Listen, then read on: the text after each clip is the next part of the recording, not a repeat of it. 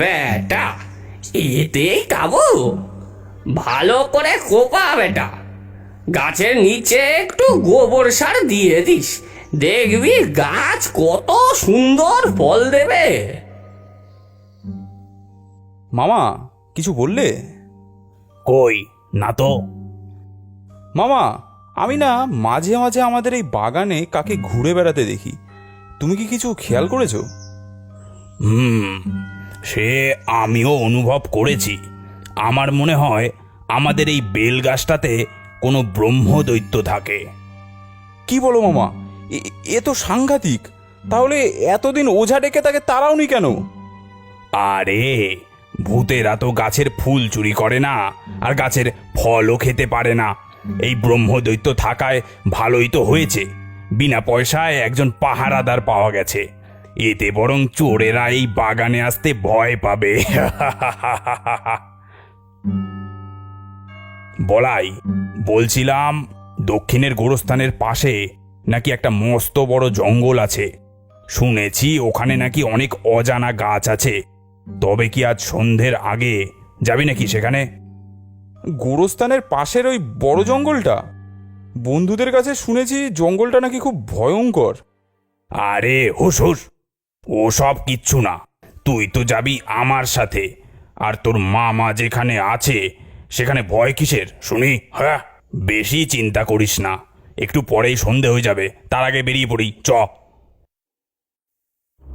যা না বেটা গোরস্থানে, ওখানকার মামদগুলো, জঙ্গলের যত কানাগুলো দেবে তোদের ঘাড় মোটকে।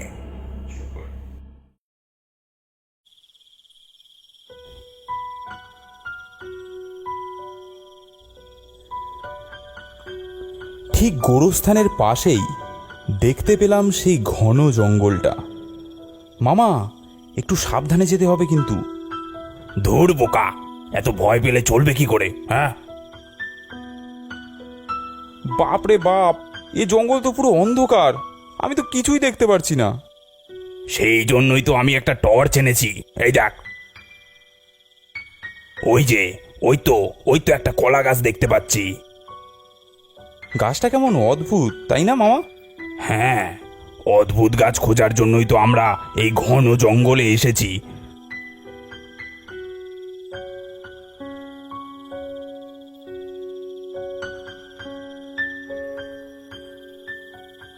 তবে এত খোঁজাখুঁজির পর যে একটা গাছ পাওয়া গেছে, এতে আমার মনটা খুব তৃপ্ত, জানিস।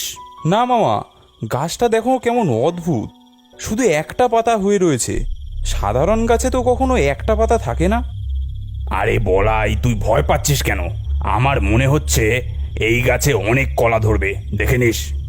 আচ্ছা বেশ, সন্ধে হয়ে এসেছে, এবার চলো তাহলে। চল চল চল।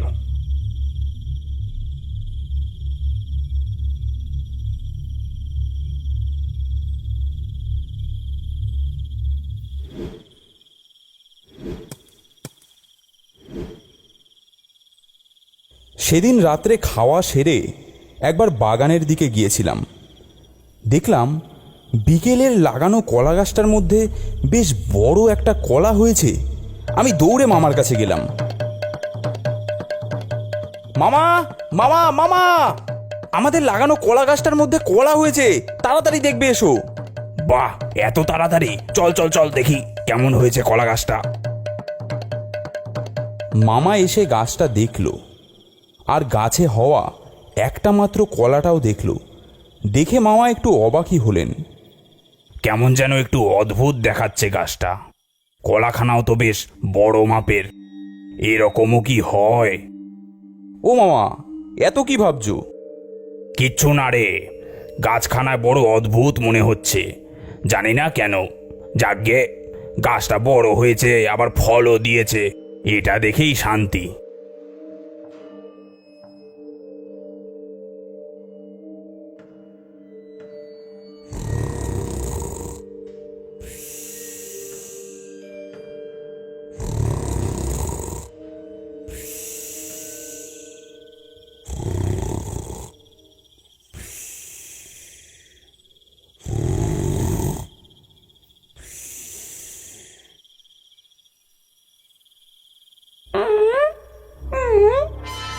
আশেপাশে কেউ নেই তো, যাই।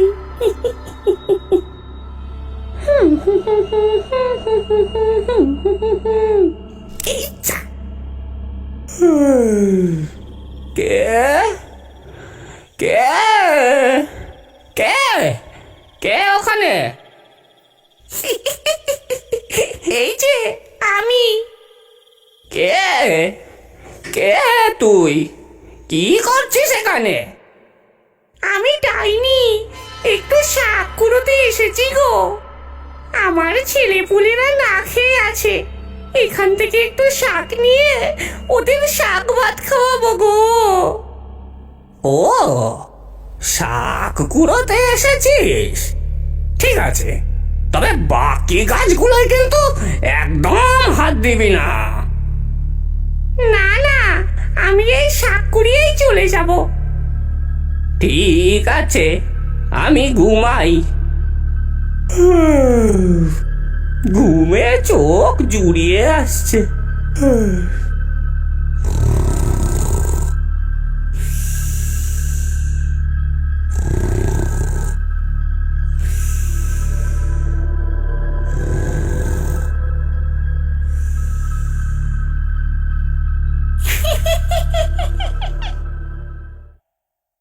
পরের দিন সকালে খাওয়া দাওয়া সেরেই আমি বেরিয়ে পড়লাম। আজ নেতাজি মাঠে একটা ক্রিকেট টুর্নামেন্ট রয়েছে। যাবার সময় ভাবলাম বাগানটা হয়েই যাই। বাগানে গিয়ে কলা গাছটা দেখতেই আমি অবাক। দেখলাম কলা গাছটার পাশে হুবহু একই রকম দেখতে আরেকটা কলা গাছ, আর এই গাছটাতেও আগের দিনের মতোই কলা হয়ে রয়েছে। কিন্তু একটা জিনিস দেখে বেশ অবাক লাগলো, যে নতুন গাছটার কলা হয়ে থাকলেও আগের গাছটার কলাটা কিন্তু আর নেই। ভাবলাম লুপ্তপ্রায় গাছেদেরও এরকম হয়তো বেশ কিছু অজানা বৈশিষ্ট্য রয়েছে। তাই আর মাথা ঘামালাম না। পরের দিনও আমি খেলতে যাবার আগে একবার কলা গাছটাকে দেখতে গেলাম বাগানে। আশ্চর্য, সেখানে এখন দুটোর বদলে 4টে কলা গাছ হয়ে দাঁড়িয়েছে, আর আগের কলা গাছ দুটোর মধ্যে কলা নেই। এবার আমার মনে বেশ খটকা লাগলো। আমি দৌড়ে গিয়ে মামার কাছে সব কথা জানালাম। মামা একেবারে তেলে বেগুনে জ্বলে উঠলেন। কি কলা নেই? কলা নেই মানে যত। বাগানে এসে গাছ দুটো দেখে মামা বললেন, কলা কোথায় গেল? গাছের কলা গেল কোথায়?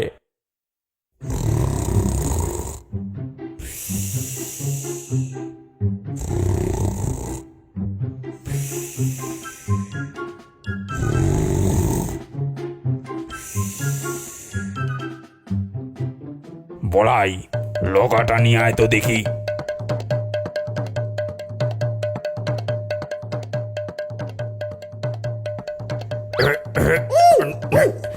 এই বেটা, কলা কোথায়? কলা কোথায়? আমার আমার গাছের কলা কোথায় গেল? ওরে বাবা, কোন কলা? আমি তো কোনো কলাকে চিনি না। এই বেটা, তুই ছাড়া এখানে কেউ থাকে না। গাছের কলা তুই নিয়েছিস। ওরে বাবা রে, মরে গেলুম রে। ও বাবা, ও আমি সত্যি বলছি, আমি কলা খাইনি। তুই ছাড়া এই বাগানে আর কে আসে যে কলা খাবে? তুই কলা সাবার করেছিস। না না, মনে পড়েছে, রোজ রাত্রে একটা বুড়ি আসে শাক কুড়োতে। শাক? এই বাগানে শাক কোথায় যে কুড়োতে আসবে? বেটা, নিজে কলা খেয়ে ঢপ মারছিস। তোকে আজকে ছাড়বো না। ও, তাহলে কি বুড়িটা আমাকে বোকা বানালো?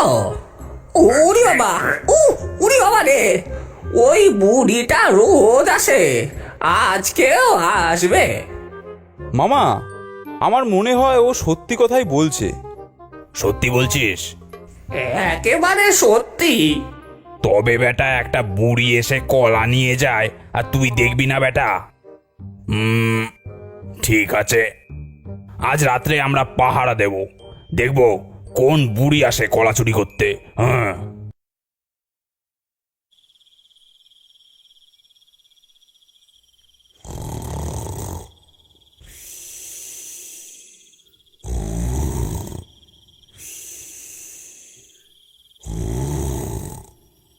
ওরে বুড়ো ওঠ, ষাঁড়ের মতো নাক ডেকে ঘুমোচ্ছিস কেন রে?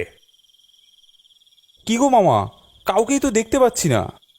ওরে একটু ধৈর্য রাখ, সব দেখতে পারবি কিভাবে কলা হাপিস হচ্ছে আর কিভাবে এই কলা গাছ দিনে দিনে বাড়ছে।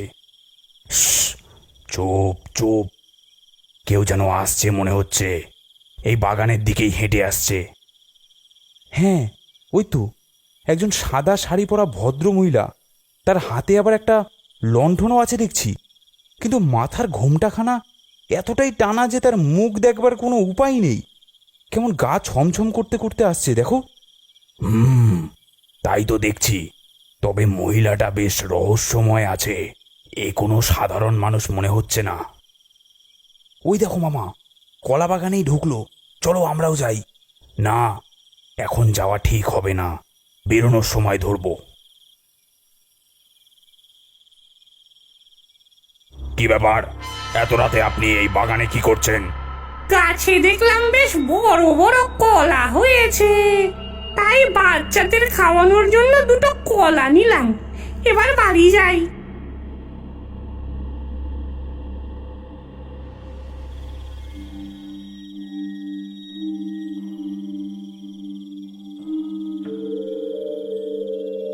বলাই, আস্তে আস্তে পিছন পিছন চল, আস্তে, যেন টের না পায়।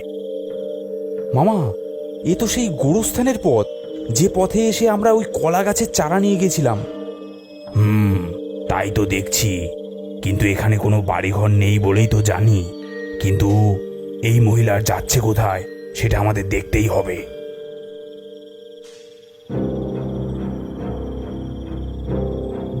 তোমরা সবাই ওঠো, আমি তোমাদের প্রিয় খাবার এনেছি, তাড়াতাড়ি উঠে তোমরা খেয়ে নাও।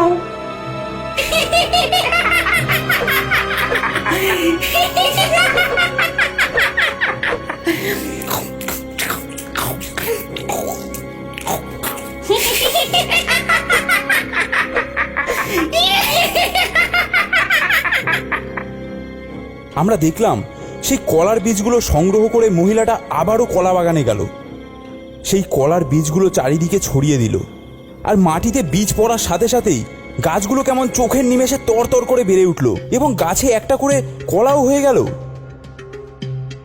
এসব করার পর মহিলাটা যখন বাগান থেকে বেরিয়ে আসছে, তখন মামা বললেন, আপনি এতক্ষণ যা যা করলেন আমরা কিন্তু সব দেখেছি। এই এই, তোরা আমার পিছু করছিলি? অত ছাড়াগুলো, খুব ভুল করেছিস তোরা, খুব ভুল করেছিস। তোরা জানিস না আমি কে? তোরা এখানে এনেছিস আমাকে, আমি নিজে আসিনি।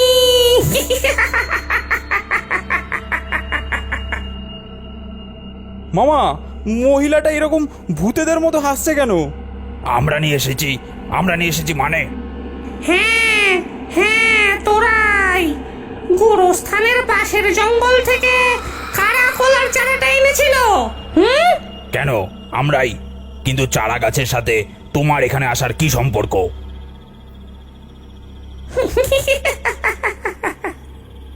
ওই চারা গাছের নিচেই আমার কবর ছিল, আমি কলা খেতে খুব ভালোবাসতাম, তাই আমার প্রিয়জনেরা আমার কবরের ওপর কলা গাছের চারা লাগিয়ে রেখেছিল, কিন্তু ওখানে গাছের রক্ষণাবেক্ষণের কেউ ছিল না বলে গাছটা যেমন পুঁতেছিল তেমনই রয়ে গিয়েছিল।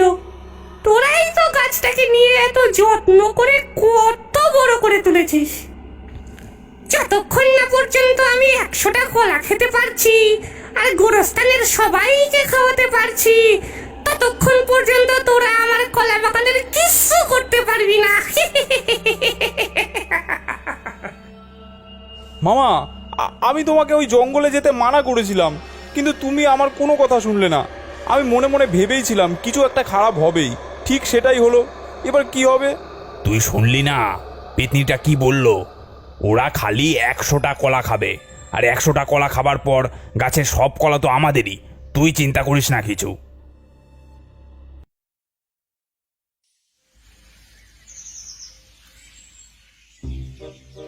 বাহ বাহ, আজ সকাল সকাল একেবারে সেজে গুজে হাজির, কি ব্যাপার?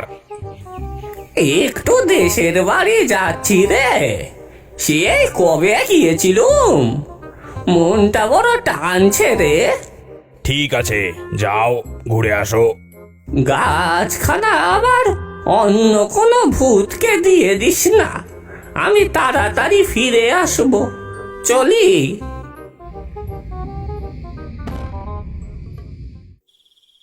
তারপর রোজ রাত্রে সেই বুড়ি হাতে লণ্ঠন নিয়ে কলা পাড়তে আসতো। আমরা কেউই বুড়িকে কিচ্ছু বলতাম না। মামাও তখন নাক ডেকে ঘুমোতো। 100টা কলা নিলেই বুড়ি আর আসবে না, এটা ভেবেই আমরা সবাই চিন্তামুক্ত ছিলাম।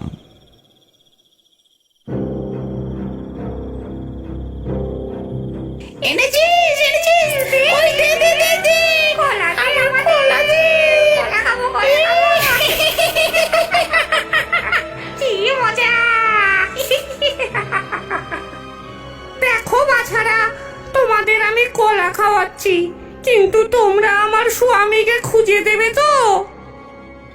আগে আগে 100টা কলা খাওয়া, তারপর।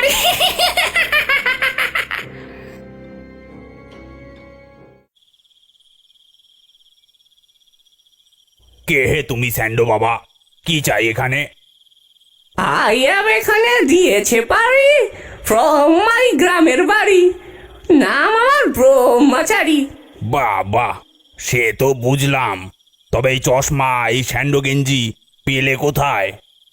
গ্রামের বাড়িতে পুরনো ট্রাঙ্কে পেয়েছি man, this is new look. তোর নিউ লুক দিয়ে আমার কোনো কাজ নেই রে বেটা, যা, যেমন গাছ পাহারা দিচ্ছিলি তেমন পাহারাতে গিয়ে। এই কলা দে আমাদেরকে, এই আমাদের কলা কোথায় গেল? আমাদের কলা চাই, আরো কলা চাই, কলা চাই, কলা চাই, কলা দাও, কলা চাই, কলা দাও, কলা চাই, সবাই বল, সবাই বল, কলা চাই, কলা দাও, কলা দে আমাদেরকে, আমাদের কলা দে, আরো কলা চাই, কলা দে আরো, কলা চাই, কলা দাও, কলা চাই, কলা দাও, কলা চাই, কলা দাও। না হলে তোর স্বামী কোথায় আছে কোনো দিনও বলবো না, বুঝলি? তোরা কথা দিয়েছিলি 100টা কলা খাওয়ালে আমার স্বামী কোথায় আছে বলে দিবি, তাই আমি রোজ তোদের কলা খাইয়েছি। এখন বলে দে আমার স্বামী কোথায়। কলা চাই, কলা দাও, কলা চাই, কলা দাও, কলা চাই, সবাই বল, সবাই বল।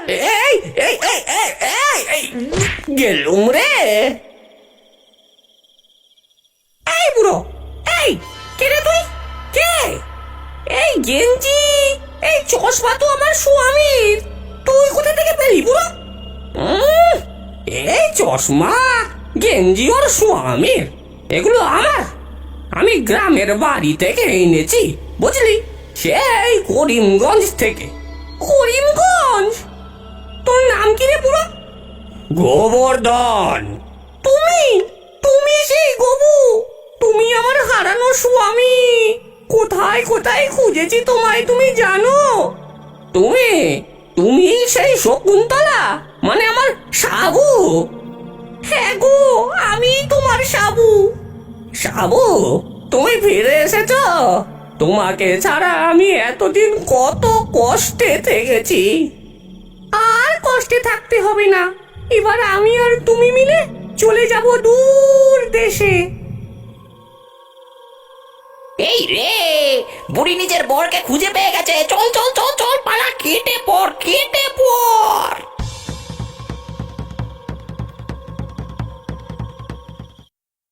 তারপর সেই গবু আর সাবু কলা গাছের ভেলা বানিয়ে উড়ে চলে গেল দূর দেশে।